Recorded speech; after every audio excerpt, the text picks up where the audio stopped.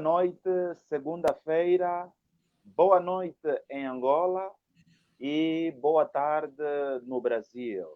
Hoje, segunda-feira, dia 9 de novembro, o ano está mesmo quase a terminar, mas nós, como sempre, estamos aqui com mais uma edição do Pensar Claro e nesta edição extraordinária.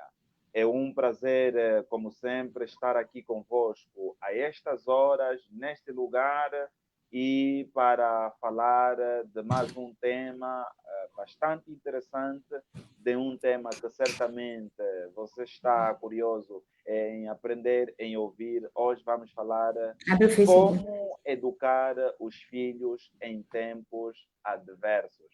Como educar os filhos naqueles momentos em que há muitas dificuldades. E então, hoje é certamente aquele dia que você terá a oportunidade de sair daqui e apontar. Já agora, o seu compromisso pode chamar mais gente, pode chamar mais pessoas para acompanhar, e estamos a transmitir este Pensar Claro, a sua 25ª edição.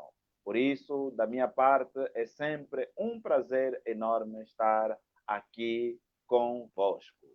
Para o dia de hoje, eu tenho uma convidada muito especial, uma convidada que certamente vai falar para nós esse tema muito interessante, mas antes mesmo, deixa-me apresentar. Está comigo aqui nessa edição do Pensar Claro, Elaine Salles, é uma cidadã brasileira, ela é formada em Direito e também técnica de segurança do trabalho.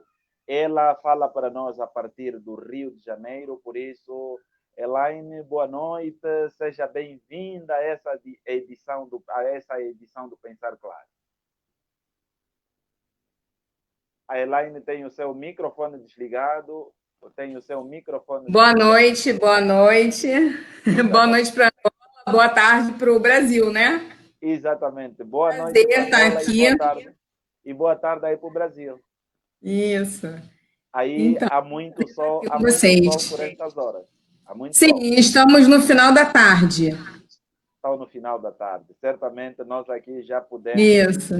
nós já aproveitamos o dia e agora estamos aqui já 21h03 e 17h03 aí no Brasil. Por isso agradecemos por ter aceito aqui o nosso convite e já também Obrigada. dar um forte abraço à doutora Ângela Quimbango, ela que serviu-nos de ponte para chegar até Sim. a Elaine Salles.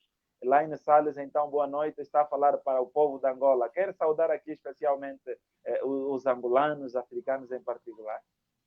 Então, uma saudação especial, né, para os nossos irmãos angolanos.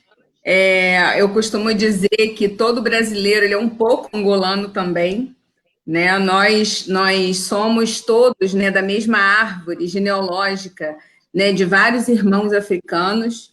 E é um prazer muito grande poder ter esse contato através do senhor, reverendo, e saudar, né, como o senhor mesmo disse, a nossa amiga doutora Ângela Borges Quimbango, que vem fazendo um trabalho muito lindo em relação a essa ponte, né, Brasil-Angola. Muito obrigada. Muito obrigado também a nós por ter aceito aqui o nosso convite. O Azer Anselmo já está aqui conosco, a Angelina Amâncio, a partir de Luanda. Boa noite, mana. Boa noite, boa noite. E você que já está a nos acompanhar, por favor, não hesite também em partilhar este vídeo para que mais pessoas possam ver. Também este vídeo fica aqui no canal do YouTube, LS Marques. Este vídeo vai ficar aqui para sempre. Então, hoje nós vamos falar de como educar os filhos em tempos adversos. Dizer que também a Elaine é empresária de algum sucesso aí no Brasil e por isso nós sabemos que a educação dos filhos tem grandes desafios.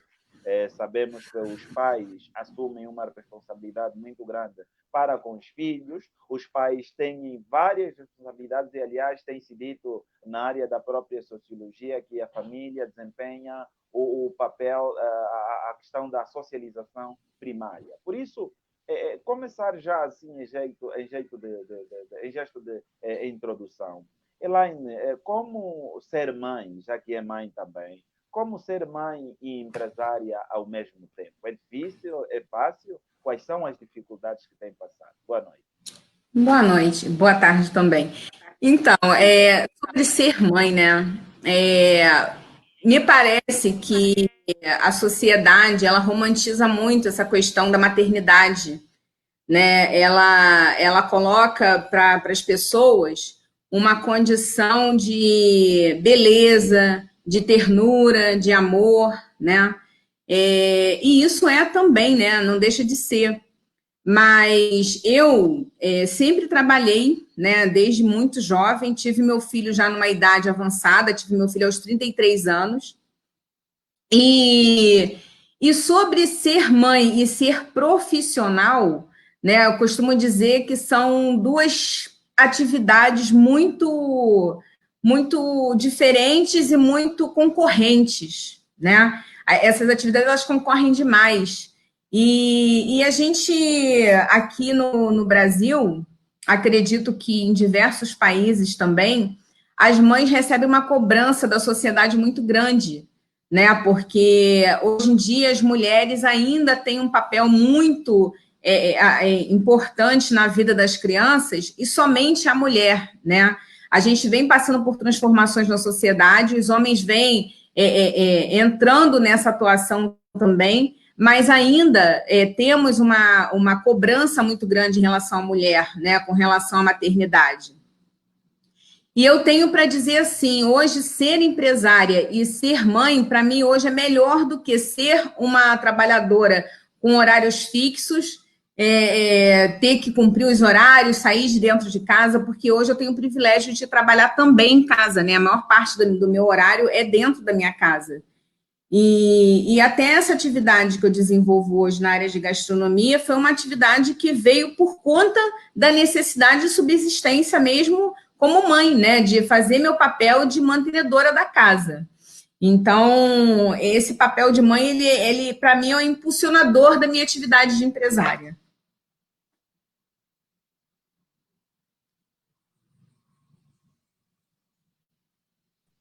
Muito bem, muito bem, muito bem, muito bem. Mas, Elaine, eu vou permanecer nesta questão, não é? Porque tem muita mãe, né? Muitas mães que, por conta mesmo da situação da própria vida e depois acabam por assumir a educação dos filhos sozinhas. Como mulher, e provavelmente tem familiares e pessoas que mulheres principalmente que assumem a responsabilidade, acabam por se tornar pai e mãe ao mesmo tempo. Porque essa para mim já é uma adversidade. Como uma mulher nesses casos deve se posicionar, deve se manter firme neste processo de educação dos seus filhos? Então, é realmente uma tarefa bem difícil, né? Na maioria das vezes, como o senhor mesmo disse, né? Somos mãe e pai, né? Embora a figura do pai eu acho que é insubstituível, mas assim, essa tarefa de você educar, né, é uma tarefa de exemplo também. Não sei se o senhor concorda, reverendo. A gente tem que ser muito exemplo, né? Se você quer educar, primeiro você tem que servir de espelho para aquele jovem, para aquela criança. O meu filho, particularmente, ele está numa idade de transição, né? Ele está caminhando para a adolescência, o Lucas, né? Ele tem 12 anos. E eu vejo muito assim que ele se espelha muito nas minhas atitudes, né? Então, eu acho que a primeira parte de tudo é você ser cidadão e ser ético, né? É muito importante essa questão da ética, do teu comportamento em relação à sociedade, você demonstrar para ele que nada é conseguido, nada é obtido sem o devido esforço, sem o devido estudo. É importante, né, essa questão da educação, da alimentação também, é uma outra coisa muito importante, porque a nossa cultura ela é transmitida através da alimentação, e aí quando eu falo de cultura e alimentação, ela não é uma questão de, de pratos típicos, né? Eu falo de cultura, o que a gente leva para os nossos filhos através do nosso comportamento, tanto em relação às pessoas, como em relação aos alimentos, como em relação à leitura, como o que a gente assiste na televisão, o que a gente, como que a gente se relaciona com os nossos amigos, com os nossos pares, no caso meu, com os nossos clientes. Meu filho, inclusive, dá pitaco até em relação ao relacionamento com o cliente, né? Então, assim, eu deixo ele muito aberto, uma relação muito aberta, de muita amizade também, de muita parceria, de muita cumplicidade. Então, assim, é mais ou menos por aí que eu tenho conduzido esse papel de pai e mãe, empresária e mãe, né, durante essa pandemia. E, assim, uma coisa que eu percebo também a dificuldade, né, que veio aí com a pandemia é esse isolamento social, né? Você tem que ser muito mais integral para a criança do que na época que eles estavam indo para as escolas, estavam indo para os seus clubes, fazer suas atividades esportivas. Então, tem também ainda esse item aí, né, também para poder nos transformar, né, para causar essa dificuldade e causar transformação. Muito bem, muito bem. Está a ser, está a ser uma abordagem bastante rica e você que está aqui a nos acompanhar, mas antes, Elaine, deixa-me saudar também aqui a alguém que está a nos acompanhar a partir de Luanda, Albano Nelson, ele está a nos acompanhar a partir de Luanda. A mana Leontina Catumbela diz que está a acompanhar e está atentamente e chegou e já saúda aqui a todos. Muito obrigado, mano. Obrigado a todos. Hoje nós estamos a falar sobre como educar os filhos em tempos adversos. Você que está aí, já teve algum momento complicado, algum momento difícil no processo de educar os seus filhos? Conta-nos aí a sua experiência. Conta-nos aí, porque nós queremos aprender. Há muita gente hoje que está a passar por dificuldades, e quando aqui nós queremos falar em dificuldades, falamos nos mais variados aspectos. Não queremos apenas olhar as dificuldades na perspectiva econômica, mas queremos olhar nas mais variadas áreas. E por isso, se tem alguma história aqui para contar, tem alguma questão aqui para contar, por favor, não hesite. Hoje nós temos aqui a Elaine Salles, ela é brasileira, está agora aqui, está no estado no Rio de Janeiro, é nossa irmã e por isso está aqui a nos falar um pouco sobre este tema aqui bastante interessante. Então, já que a Elaine estava aí a falar e muito bem sobre os grandes desafios que uma mãe pode realmente enfrentar e falou particularmente aí dos exemplos. E eu gostava mesmo de ficar por aí, porque há muitas mães, muitos pais que não servem de exemplo para com os seus filhos, na maneira de tratamento, na maneira de responder, na maneira mesmo de se relacionar com os seus filhos. Até que ponto isso aí pode contribuir negativamente para o crescimento saudável da criança? Então, eu acho que assim, aqui a gente tem diversas situações, né, que vem às vezes de sala de aula, né? Eu acho que a escola é uma excelente vitrine para a gente visitar os lares de cada criança, né? Eu não atuo, nunca atuei como professora de crianças, né? Mas como mãe, participando de reuniões às vezes escolares, as reclamações com relação ao comportamento das crianças em relação aos professores, e aí a gente começa a falar não só de pessoas de fase adolescente, né, mas também crianças pequenas, crianças na fase infantil ainda, né, de 5, 6, 7 anos. E aí você começa a perceber muita falta de participação dos pais na educação das crianças, muita falta de conversa, muita falta de ensinar empatia para a criança. Isso é uma coisa assim que é muito nítido, né, nas reuniões, às vezes, das escolas. Uma certa vez, o meu filho, ele tinha mais ou menos uns 6, 7 anos, ele me trouxe uma informação que foi a seguinte: meus filhos, meus amigos da escola me proibiram de sentar na mesa com eles, porque um deles não queria que eu sentasse porque eu era negro, eu era preto. E aí a gente vem falar aí nessa semana, né, que aqui no Brasil a gente está, esse mês é o mês da consciência preta, e eu acho que a gente pode falar um pouquinho sobre educação quando você já percebe, né, o comportamento das crianças com determinados preconceitos, né? E aí a gente não fala só de preconceito racial, né? A gente fala de vários preconceitos. É o preconceito religioso, é o preconceito em relação à aparência da criança, é o preconceito em relação a algum tipo de limitação. E aí você começa a perceber que por que a criança se comporta dessa forma, né? Por que um professor, às vezes, tem uma reação de falar que uma determinada criança não o respeitou, sendo ele adulto, sendo ele professor, e sendo a criança numa condição de estar ali para aprender, para se socializar com as outras crianças, né?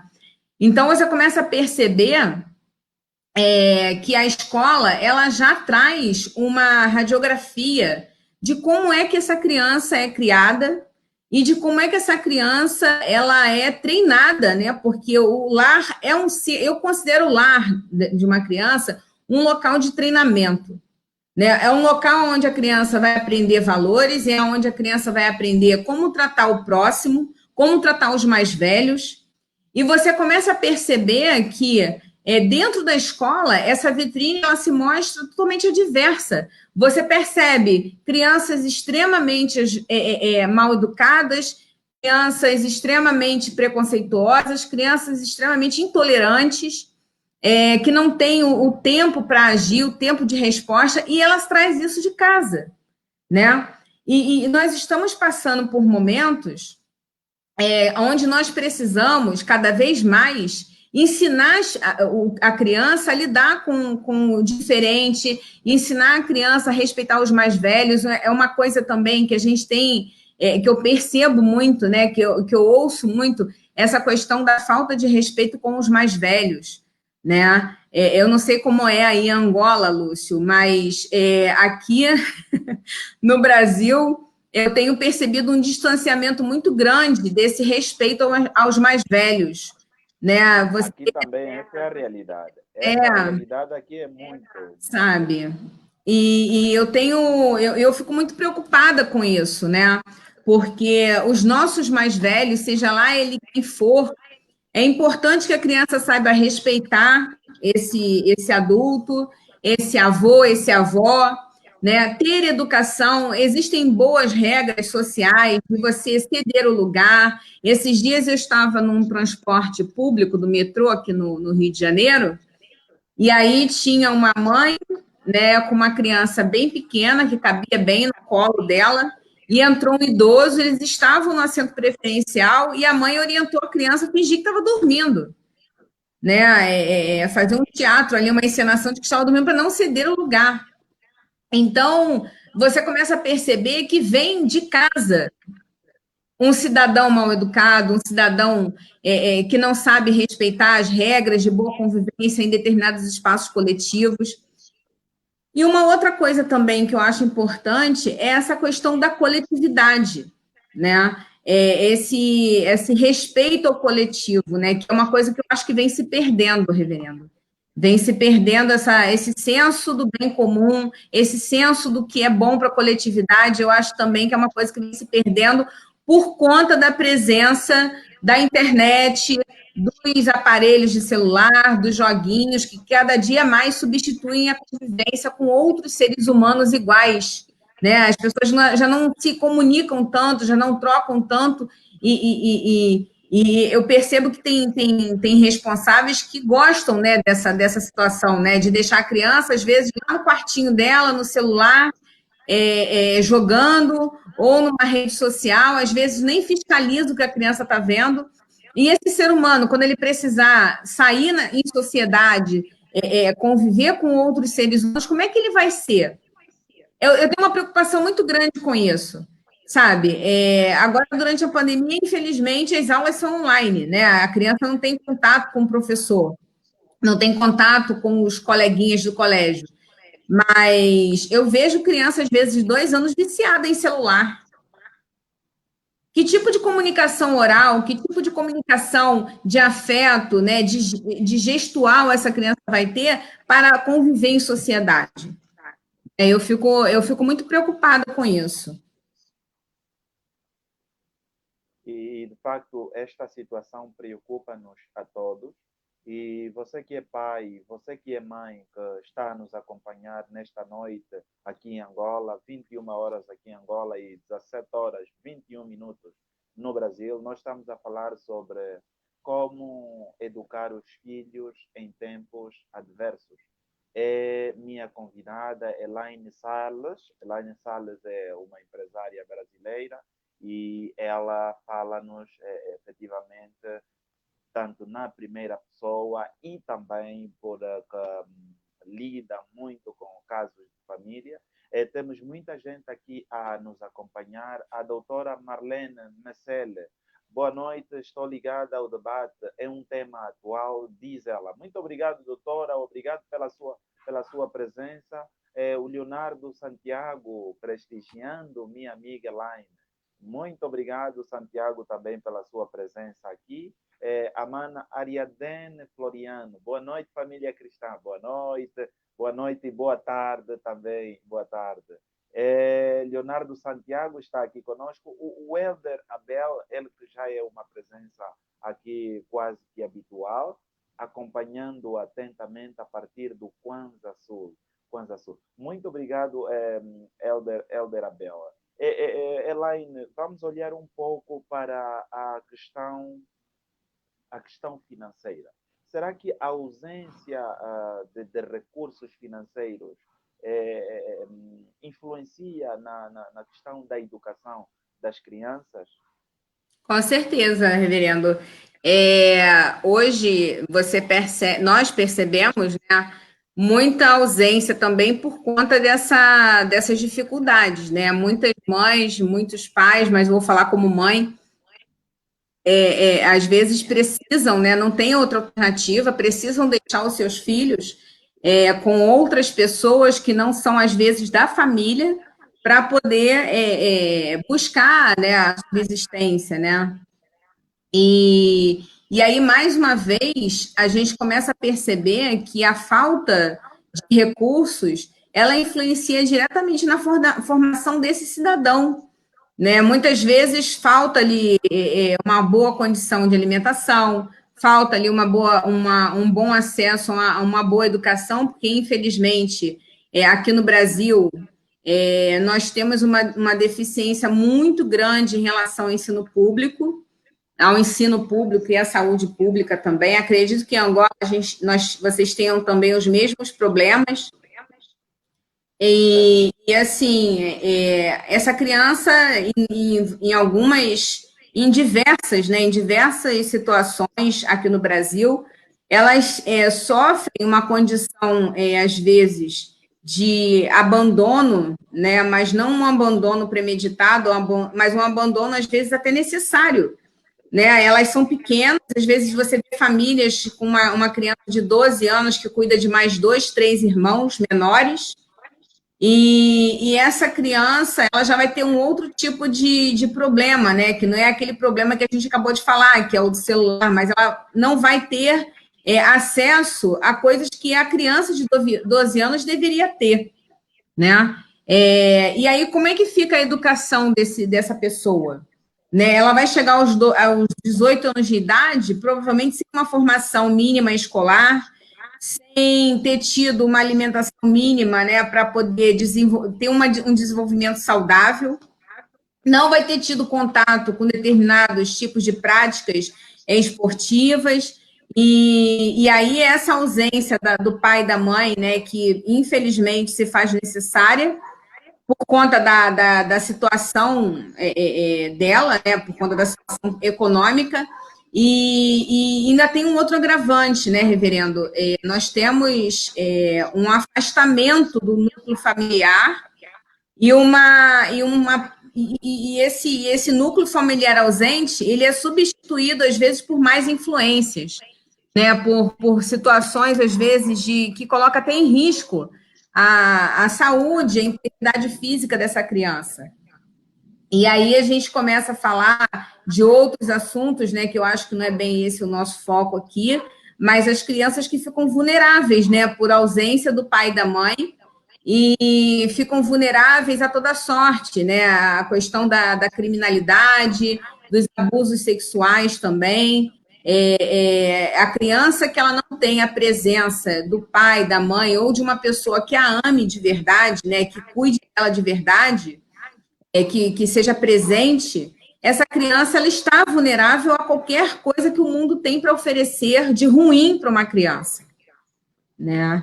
Então, eu penso que, até assim, analisando em termos de sociedade, né? A sociedade onde não tem um Estado presente, que não dá condições para os seus cidadãos trabalharem de forma digna, ter horário de trabalho, ganhar um valor de salário, né, que não seja apropriado para sustentar uma família, ele está colocando também essas crianças numa posição de vulnerabilidade, né? O Estado ele coloca essas crianças numa posição de vulnerabilidade. E aí não tem como só responsabilizar o pai ou a mãe dessa criança, né? Na verdade, a gente acaba vivenciando uma condição oferecida pelo próprio Estado. E aí eu acho que a gente ultrapassa os limites da questão da educação, e porque essa criança ela não tem nem a oportunidade de ser educada pelo núcleo familiar. Eu não sei se eu consegui ser clara com relação a isso, né? Mas quando a gente trata de problemas financeiros, vamos dizer assim, graves, né, que afastam a criança desse núcleo familiar, a gente está entregando, reverendo, a criança à própria sorte. Exatamente. Não, eu penso que a Elaine falou aí de aspectos que nós estávamos, eu particularmente queria mesmo ouvir, porque essa questão de querer materializar tudo, muitas vezes também tem implicâncias no processo da própria educação dos filhos. Antes mesmo de darmos sequência, a Ermita também está conosco aqui. Temos muita gente a nos acompanhar aqui em Angola, no Brasil, em Portugal. Temos muita gente a nos acompanhar, está a acompanhar a edição número 25 do Pensar Claro. Estamos a falar de como educar os filhos em tempos adversos. Está aqui conosco Elaine Salles. Ela é mãe e ela é empresária, então tem aqui bagagens suficientes para nos falar deste tema. Elaine, vamos olhar um pouco para os jovens, aqueles que ainda não são mães, não são pais. Mas o que é que nós temos que ensinar já aos jovens que ainda não têm filhos, ainda não são pais, não são mães, ainda estão a estudar, estão a fazer a universidade?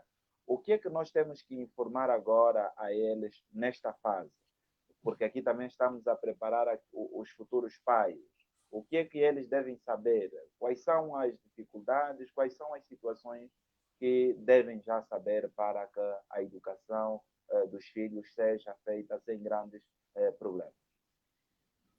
Então, reverendo, eu posso falar assim como mãe de menino, né? Porque a vida me deu um menino, né? Um menino lindo, né? Um jovem maravilhoso. E eu tenho conversado muito com ele, reverendo, não só sobre essa questão profissional, né, material, como o senhor mesmo disse, essa questão material, ela é muito imprevisível, né? Você se planeja para uma determinada coisa e talvez a vida te leve para uma outra condição. Mas falando como mãe de menino, e assim, até ouvindo, conversando com as amigas, né, mulheres, que se relacionam com outros homens. O filho da Salles é o Lucas, não é? É o Lucas, né? Isso, Lucas Salles da Rocha. É o Ele tem Lucas. 12 anos e Um abraço, ele é um um abraço, espetáculo. Um abraço, Lucas. Um abraço. Você está nos acompanhando. Um abraço. Ele está acompanhando aqui, inclusive, ele que me ajuda a arrumar tudo aqui, botar luminária, tratar do som. Então, ele é um pequeno. Angola. Tem que conhecer Angola, é o nosso sonho. Ele é um pequeno homem, né? E eu converso muito, nós temos um grupo, eu tenho um grupo de amigas, né, que a gente conversa muito sobre o comportamento dos homens na sociedade brasileira, da forma que os homens tratam as mulheres, né? E ontem mesmo eu estava conversando com ele sobre isso, né? Essa questão da relação do homem com a mulher, né? Porque antes de ser pai e mãe, o homem ele tem que ser homem de verdade e a mulher tem que ser mulher de verdade, né? O que é ser homem e mulher de verdade? É saber cuidar de um outro ser humano, né? Como eu disse aqui anteriormente, a nossa sociedade está muito egoísta. Eu não sei como é que está em Angola, mas no Brasil a gente percebe um egoísmo muito grande das pessoas. Está tudo igual, está tudo igual. Está tudo igual. Então, e aí como é que as pessoas vão se relacionar, essa relação homem-mulher, se existe um egoísmo tão grande se as pessoas só pensam nelas? Isso já é um problema, né? E aí você começa a perceber o número de casamentos que são diluídos após o nascimento do filho. Existe uma estatística, não sei te precisar agora, mas é uma realidade na nossa sociedade, né? O homem, ele tem o filho, né, junto com a mulher, ali, casado e tudo mais, e assim, começam a surgir problemas que, às vezes, antes do nascimento da criança, não existia. E você percebe muitos divórcios que acontecem nesse ato de nascimento da criança. Por que acontece isso? Eu não sou especialista para falar, mas eu acho que uma das coisas que acontece é egoísmo. Simplesmente assim. As pessoas não conseguem se doar para aquela criança, para aquela mãe que mudou, né? Eu converso muito com o Lucas sobre isso, que ele tem que arrumar uma namorada, obviamente, né? Quando ele fizer lá para os 30 anos, ele arruma a primeira namorada. Eu costumo falar que namoro aqui só depois dos 30. Que aí já está com uma maturidade, já tem um discernimento maior, mas é uma brincadeira, né, reverenda? A gente sabe que não é assim, né? A gente não tem que mandar no coração dos nossos filhos, né? Mas eu insisto muito nesse ponto da responsabilidade para com a parceira dele, né? Ele saber tratar uma mulher. A gente percebe uma deficiência muito grande nos homens. Desculpa, tá? Não estou generalizando. E aí, pelas coisas que eu ouço e pelas coisas que eu vivencio, né? Os homens precisam entender que as mulheres elas escolhem, né, estar com um parceiro para viver uma vida de compartilhamento, né? E assim, às vezes o homem entra na vida da mulher e se torna mais às vezes até um filho do que um parceiro, né? Um companheiro. Ele não pode, ele tem que ser um atuante, ele tem que ser um ator também dentro daquela família. E assim, eu acho que o papel de nós, enquanto mães, principalmente como mães, né? Porque a mãe ela tem uma influência muito grande na vida dos seus filhos, é explicar isso para os nossos filhos, principalmente os meninos, né? Nós vivemos numa sociedade ainda onde nós temos uma presença muito forte do machismo, né? A nossa sociedade ela carrega isso gerações após gerações, aonde o homem ele sempre está numa posição relativamente mais confortável em relação às mulheres, porque a nossa sociedade ainda impõe muitos comportamentos que são ditos como feios ou bonitos para as mulheres e feios ou bonitos para os homens, né? E os homens acabam numa certa vantagem em relação a isso. E eu acho que o dever de uma mulher como mãe, principalmente mãe de menino, é tentar minimizar. A gente sabe que é quase impossível eliminar esse pensamento. Acho que vão demorar aí gerações e muitas gerações para conseguir a gente trabalhar a cabeça masculina em relação a essa questão da superioridade masculina, mas eu acho que é dever, né? E eu tenho feito muito isso, é conversar muito com esse pequeno homenzinho que você tem dentro de casa e fazer dele aquele homem que você gostaria que existisse em maior quantidade na sociedade. Eu acho fundamental isso. É sério isso. Porque quem produz, né, o comportamento da menina que vai se tornar mulher e quem produz o comportamento do menino que vai se tornar um homem amanhã são os pais. Né? Nós não podemos repetir as mesmas receitas. Né? Tem receitas que são boas para se repetir, mas tem receitas que tem que jogar fora e elaborar uma outra receita. Concorda comigo, reverendo? Eu concordo, mas quais são essas receitas que devem ser jogadas? Vamos lá saber Eu quais são acho essas que receitas. algumas receitas tipo, eu não sei, a gente ouve muito assim, né? Tem um ditado que diz assim: prendam suas cabras, que o meu bode está solto. Não sei se em Angola vocês já ouviram isso. Bom, para mim é a primeira vez a ouvir essa. E gostei. Então, Prende mas o senhor prende. prendam suas cabras, que são as meninas, porque o meu bode está solto. Ou seja, o bode pode tudo. Eu não quero criar um bode. Muito bem. Eu gostei. Entendeu? Então, Gostei. assim, existe. O senhor gostou, né, reverendo? Gostei. Mas existe esse ditado, e é um ditado antigo. Eu sou filha de uma família onde eu sou a irmã mais velha, eu tenho mais dois homens, irmãos, né? E eu fui criada ouvindo isso o tempo todo, né? Prendam suas cabras que o meu bode está solto. E isso tem muito dentro dessa frase, né? Ela é engraçada e tudo mais, mas dentro dessa frase ela tem várias mensagens, né? Ou seja, as cabras vítimas do bode, né? As mulheres vítimas dos homens. E aí o bode pode tudo, o menino, o homem pode tudo, e a mulher ela tem que se submeter a isso ou tem que ficar presa dentro de casa, né? E aí a gente começa a caminhar para outros temas muito relacionados ao público masculino, com relação à questão do assédio, né? Que infelizmente nós sabemos que existe muito essa cultura do homem assediar, né? Eu não sei nem se a gente pode estar caminhando para esse assunto, mas existe um perigo eminente, né, para as mulheres na nossa sociedade de sermos o tempo todo submetidas a uma violência doméstica, por exemplo. Quem é que pratica normalmente violência doméstica? Os homens. Por que o homem se sente no direito de ser violento para com a sua parceira? Por que o homem sente-se no direito de agredir fisicamente a parceira? Por que o homem, muitas das vezes, sente-se à vontade de pular, né? Como dizem aqui no Rio de Janeiro, pular a cerca, né? E aí, de novo, a história do bode, né? Quem é que pula a cerca? O bode.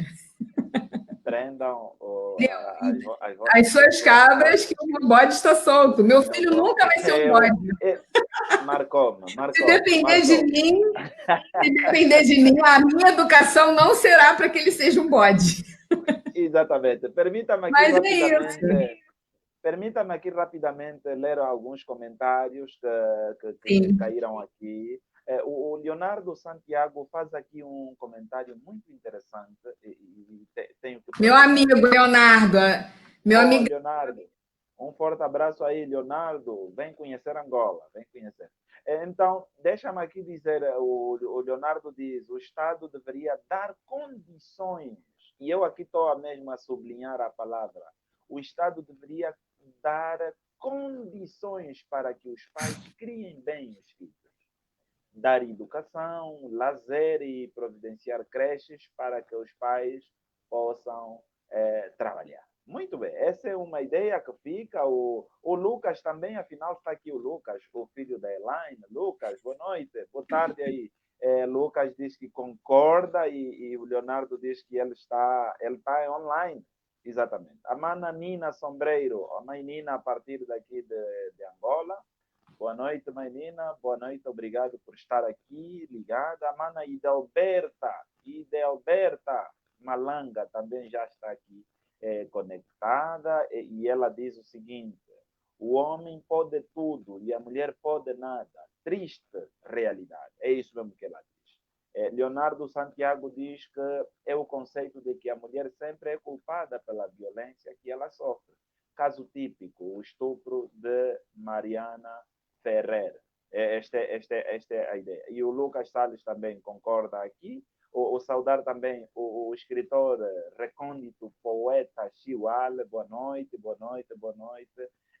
O Leonardo volta ainda aqui a dizer, tenho dinheiro e vou mesmo, respondendo à questão que vem conhecer Angola. Vem conhecer Angola depois dessa Covid, ou esse coronavírus passar, então nós teremos aqui muito prazer em receber. O recôndito ainda diz, o tema é em dinâmica, força, força, força, força. Muito bem. Salles, Salles não, né? Elaine, eu gostaria agora que vamos olhar um pouco. Eu sei que conheço um pouco a história da África e da Angola em particular, onde nós temos famílias muito numerosas. Né? Aí no Brasil, se calhar, não é frequente ter famílias assim com um pai ou uma mãe terem assim muitos filhos, mas a nossa realidade aqui é famílias muito numerosas. Um casal pode ter 10, 15, 18 filhos. A Elaine já pensou que isso pode ser um grande problema para a própria educação? Ou isso aí não se encaixa no que estamos a falar? Olha, Lúcio, reverendo Lúcio, eu assim, eu posso Elaine, ensinar. é só um ponto. Aqui pode tratar Lúcio. Sim. Ok, obrigada. Então, sobre famílias numerosas, né? Eu não venho de uma família numerosa e meus pais também não vêm de uma família numerosa, né?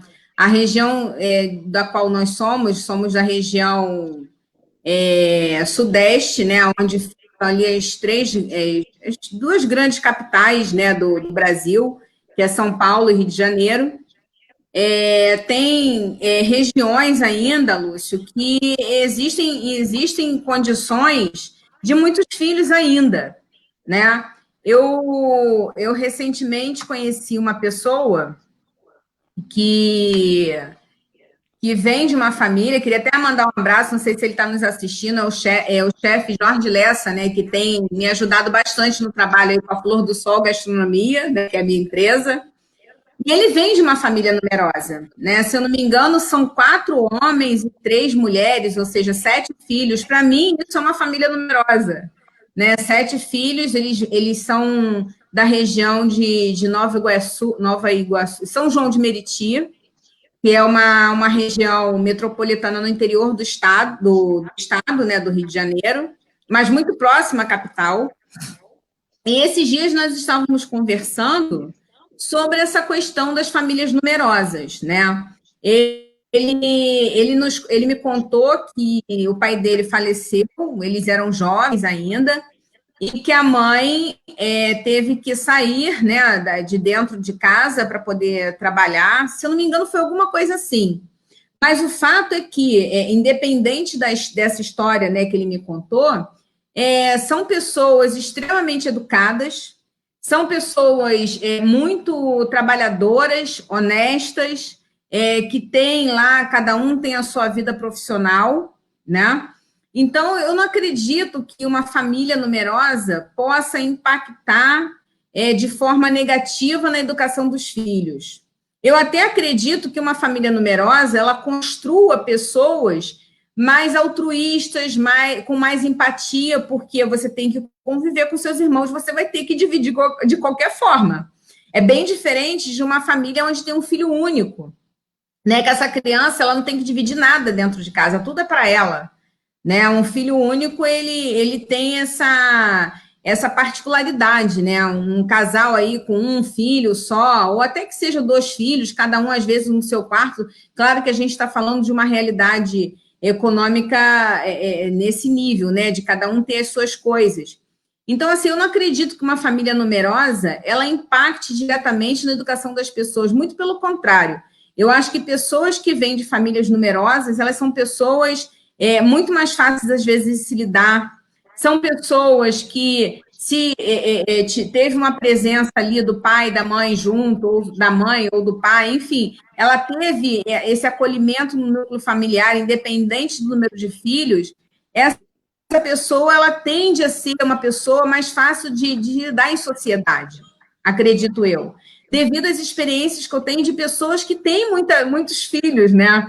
Agora, eu não gostaria nunca de ser uma mãe dessas.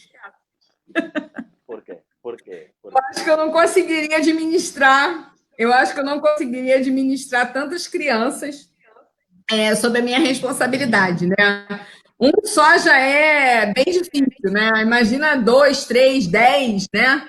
Você falou que em Angola é comum, né, ter 10 filhos, né? E eu não sei se seria uma boa ideia, não. Elaine, vem para Angola e verá que é uma excelente ideia. Né? E já que É disse uma que excelente ideia. Aqui no Brasil, para mim, não seria, não. Eu venho de uma família de mais dois irmãos, né? Como eu comentei aqui. Já é uma família relativamente grande hoje, para os padrões, né, da nossa sociedade aqui moderna, né, do centro urbano. Hoje você vê muitas famílias mesmo com um filho, dois filhos no máximo. Né? Até mesmo porque as coisas se tornaram muito difíceis, né? E as pessoas elas olham muito para o lado material, né? Quando você olha para ter um filho, o custo, né, de ter uma criança, de educar uma criança, de manter uma criança saudável e integrada, né, nas coisas que a sociedade tem para oferecer, é muito complicado, né? É muito complicado, Lúcio. Você dá educação, você dá condições de esporte, você dá condições de acesso à leitura, ao lazer, né? Como bem pontuou aí o nosso amigo Leonardo sobre essas condições, né? Que tipo de condições você está dando para essa criança? Né? Não que você tenha que dar tudo, ninguém é obrigado a dar o mundo para uma criança, mas você tem que dar o mínimo, né? E o principal, atenção, né? Será que com 10 filhos, né? Acaba que um filho acaba suprindo o papel. Eu tenho uma história na minha família. A minha mãe, ela tinha 5 irmãos, né? E ela era mais nova. E ela sempre conta que a irmã mais velha é que cuidava dela. Esses cuidados de mãe, de pentear o cabelo, de dar alimento, sabe, de botar para dormir, quem fazia era a irmã mais velha. Então, por isso que eu falo assim, irmãos, pessoas criadas em famílias onde tem muitos irmãos, são pessoas diferenciadas.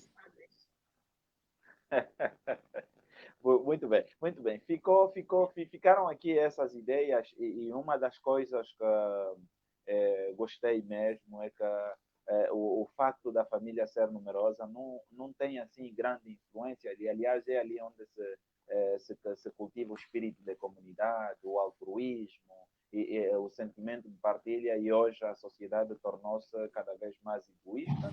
Hoje cada um quer resolver o seu problema, não importando se é pisar A ou pisar B, mas a sociedade, essa sociedade que nós temos. São agora, no Brasil, são 17 horas 49 minutos e aqui em Angola são 21 horas 49 minutos, o que significa que temos mais 11 minutos, ou pouco menos agora, já 10 minutos para terminarmos com este nosso encontro. Está aqui a Elaine Salles, ela nos fala a partir do Rio de Janeiro. Estamos a falar sobre como educar os filhos em tempos adversos. Deixa-me aqui saudar também uma nossa amiga, já que eu conheci ela, a Luciana Rodrigues, por intermédio da Um doutora beijo. Ângela Quimbango, né? A doutora Ângela Quimbango já falou dela, a Luciana Rodrigues. Boa noite, muito obrigado e boa tarde aí, e esperamos que esteja tudo bem e que Um esteja a beijo, passar aqui. Luciana. Exatamente. Receba aí um beijo, tanto da Elaine e um também que é meu. O Leonardo hoje está a ser dos que mais intervém aqui. Estou a gostar muito da sua participação. Ele diz o seguinte: penso que tem prós e contras. Minha família tem um número razoável de pessoas. Você aprende a dividir, mas existe a competição interna que é ruim também. Bom, este é um lado que ele, de facto, apresenta que deve ser respeitado. Muito obrigado, Leonardo. Elaine, o mundo está a viver a pandemia da Covid-19 e penso que esta é uma adversidade, este é um problema que quase todas as famílias se deparam. Como tem sido aí em sua casa e o que é que tem aconselhado as pessoas que vão eventualmente bater a sua porta em função mesmo dessas dificuldades? Hoje, eu falo aqui da Angola, né? Muitas famílias ficaram pobres mesmo.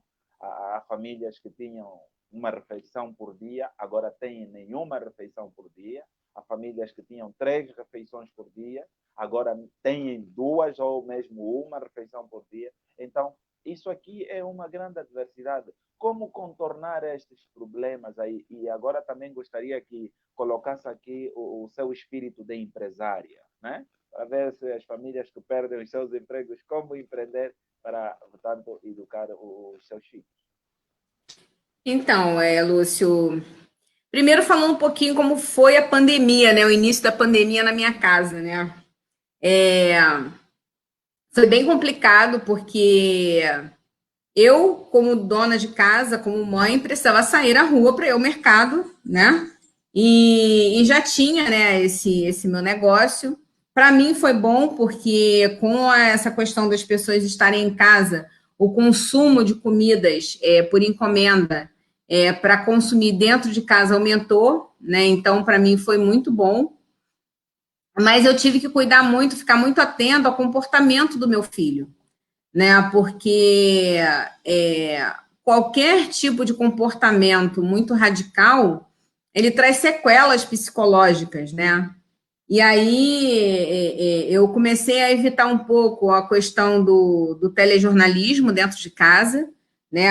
O excesso de informação com relação ao isolamento social. Infelizmente, nós tivemos uma perda muito grande, que foi a questão das aulas presenciais, né? O convívio com as crianças da mesma idade foi uma perda assim irreparável. Eu nunca passei por isso, né? Eu nunca tinha passado por isso e acredito que isso será uma história a ser contada pelos nossos jovens, né? Porque imagina você, uma criança de 12 anos, de 10 anos, de 13 anos, um jovem de 14, 15 anos, ter que ficar enclausurado dentro de casa, sem ter o contato com a escola, né, que é o principal local de socialização da criança, do jovem, do adolescente, sem ter o contato com os professores, né, ter que se adaptar à questão das aulas online. O meu filho, ele se adaptou bem, graças a Deus, assim, a gente não teve grandes problemas, até mesmo porque o colégio onde ele estuda, ele deu essa condição, mas nós sabemos que em todo o mundo, né, muitas crianças tiveram perdas escolares assim irreparáveis, porque muitas escolas não tinham condições de manter um sistema de aulas online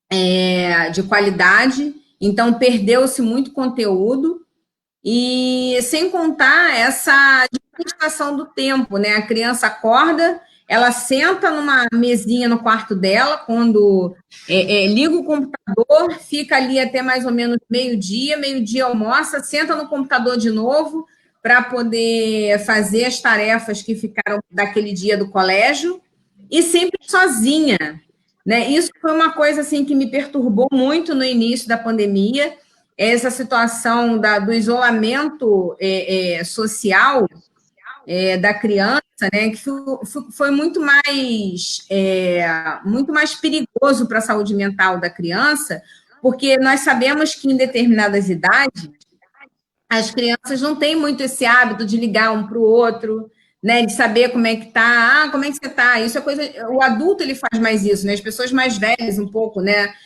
fazem isso, mas pô, uma criança de 12 anos, 11 anos, tem criança que não tem nem autorização dos pais para ligar para os coleguinhas da escola. Então, assim, foi uma preocupação muito grande na minha cabeça. As práticas esportivas, né, foram interrompidas também. Então, aí veio a questão de ter que também controlar a questão da ingestão até de calorias, né? Porque senão você tem um ratinho de cativeiro dentro de casa, né? A criança parada dentro de casa, engordando, estressada, a ansiedade foi nítida, né? A criança, todo mundo, toda hora perguntando quando vai acabar, se já pode ir para a rua, o medo de ir para a rua, o medo de lidar com outras pessoas. E aí a gente começa a perceber, né, a importância da sanidade mental maior, né, maior ainda a importância quando nós temos uma criança dentro de casa, né? Você tem que cuidar da sua sanidade mental, porque senão você transfere aquilo tudinho ali para a criança, e a criança que está ali precisando de você, você acaba causando uma sequela ainda maior do que deveria ser causada, né? Porque sequelas com certeza existem, a gente só vai perceber isso ao longo do tempo, né? Depois que as coisas voltarem ao normal. Mas em relação ao isolamento social, eu percebi isso. E em relação à questão do empobrecimento das famílias, é uma coisa nítida, né, Arnúcio? Você andando nos transportes públicos, nas ruas, você percebe uma quantidade enorme de pessoas que foram morar nas ruas, né? Onde eu moro é uma zona, em um bairro pobre, né, periférico, e assim, nós não tínhamos nas ruas tantas pessoas, usuários de drogas e moradores de rua como temos hoje. Nós percebemos também fechamentos de vários comércios, por exemplo, que eram voltados para obra, enfim, vários ramos, né, de atividades, mas também percebi o crescimento de outras atividades econômicas, né? Surgiram outras lojas, surgiu o crescimento também dos serviços de delivery, né, que são esses serviços de entrega, às vezes mercadinhos pequenininhos, né, que não sabiam nem o que era um delivery, e hoje fazem delivery por uma questão de sobrevivência, se reinventaram. Uma outra coisa também que eu percebi muito forte foi a valorização da casa, a valorização da nossa casa enquanto lar, né? Isso foi uma coisa que eu percebi bastante. Muito bem. Essa questão da valorização da casa é, de facto, muito importante, porque muitos de nós tínhamos a casa só para dormir, né? Passávamos o resto do dia no trabalho, nos nossos corre-corre, mas hoje compreendemos que o nosso lugar de conforto, a nossa zona de conforto efetivamente na nossa casa. Elaine, temos apenas agora 2 minutos para concluir isso. Eu sei que esse tema aqui também é daqueles que não precisaríamos de muito mais tempo para falar, mas em pouco tempo, em pouco menos de 2 minutos, gostaria que a Elaine pudesse aqui apresentar os principais problemas que os pais enfrentam e vão enfrentar na educação dos seus filhos. Mas antes, deixa-me ler aqui a mensagem da Margarida Alberto. Realmente é importante a santidade mental. Toda a situação Covid está a trazer um estado de exaustão total. Muito obrigado, Margarida, por esse comentário aqui. Então, Elaine, como dizia, gostaria agora que pudesse apresentar aqui um resumo e também tem que trazer aí a questão, os grandes desafios que os pais ainda vão enfrentar neste pós-Covid, nesta época da Covid e no pós-Covid-19. Então, Lúcio, eu acho que a palavra que a gente pode resumir aqui é a palavra que está muito na moda, né? Que é se reinventar, resiliência, né?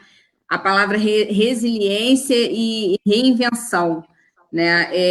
Eu posso ser muito clara em relação a isso, porque eu tive que me reinventar, né?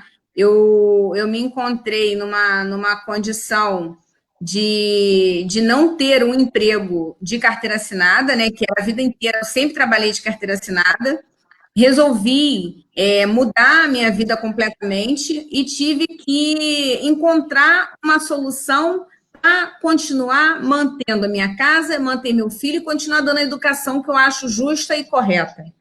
Né? Então, assim, o recado que eu dou para todas as mães, todos os pais, é que nenhum dia é igual ao outro. Né? A criança, o jovem, ele é um ser mutante.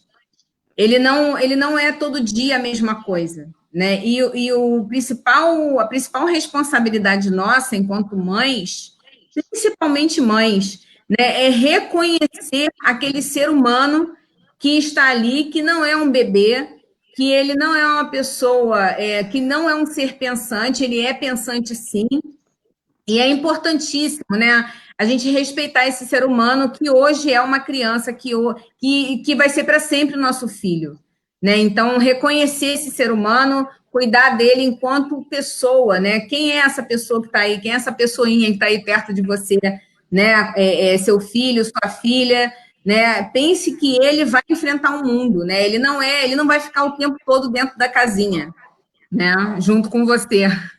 Então, esse seria o grande recado aí, tá? Esse é um recado muito forte, um recado muito forte.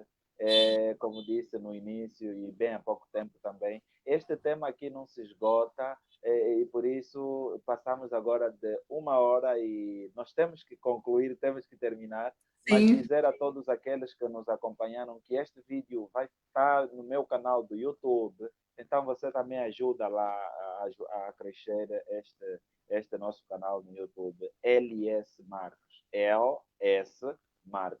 Vai também encontrar as edições passadas do Pensar Claro. Hoje concluímos então a 25ª edição.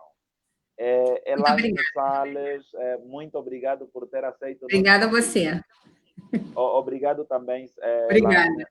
Dizer que a Elaine assim entra para aquela lista de pessoas que passaram aqui e vão passar e receba aí o crachá de Obrigada.